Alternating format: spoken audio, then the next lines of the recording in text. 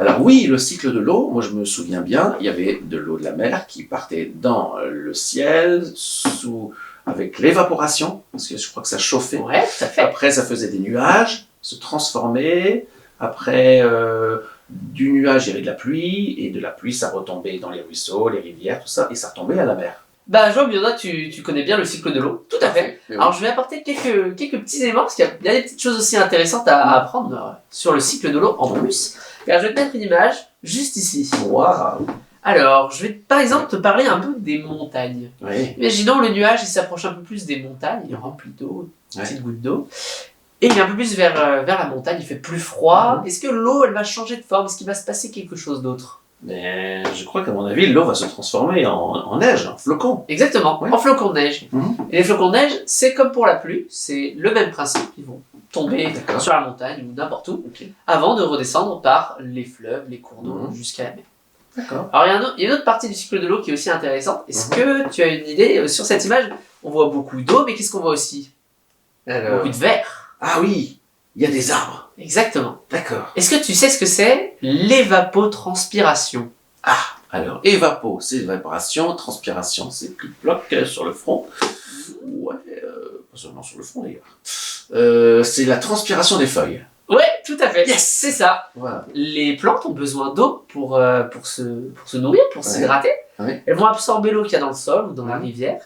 L'eau va monter dans l'arbre pour lui permettre de vivre et de faire fonctionner tout son système.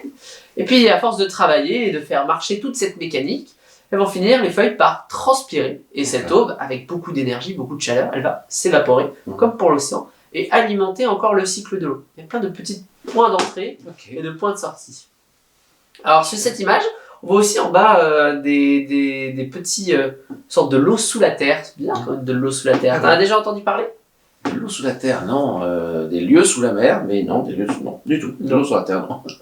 Eh bien, ça s'appelle des nappes phréatiques. Oh là là. Tu le dis avec moi? Allez, les nappes. Des nappes phréatiques. D'accord. J'ai pensé frénétique, ça n'a rien à voir. Phréatique. D'accord. Phréatique. Phréatique. D'accord. C'est ça. Ok. Eh bien, ce sont des poches d'eau sous la terre. Ouais. Des poches avec de l'eau. D'accord. Et l'eau est stockée ici. En fait. Mhm. Elle est beaucoup moins partie, beaucoup moins au cycle de l'eau. Par contre, elle reçoit l'eau qui tombe sur la terre. L'eau D'accord. qui tombe sur la terre va certes ruisseler jusqu'à la mer, Mhm. mais il y a aussi une partie qui va rentrer dans la terre, qui va tomber sous la terre, va traverser les pores de la terre et Ok. arriver dans ces grosses poches d'eau. D'accord. C'est une réserve en fait. Exactement. Ouais, Tu super. sais pourquoi elles sont très importantes ces poches d'eau? Bah, Pour justement, toi et pour moi et pour Ouais. tous les êtres humains finalement. C'est pour avoir des réserves d'eau. Exactement. Ouais. C'est là où nous, on va aller chercher l'eau pour boire. Parce que l'eau de la mer, il faut éviter de la boire. Ça fait- Celle de la rivière, elle n'est pas toujours très propre. Voilà. Et donc, on va aller chercher l'eau sous la terre. Voilà. Et donc, ces nappes phréatiques, elles vont servir à nous hydrater. Nous, on va aller récupérer cette eau. D'accord.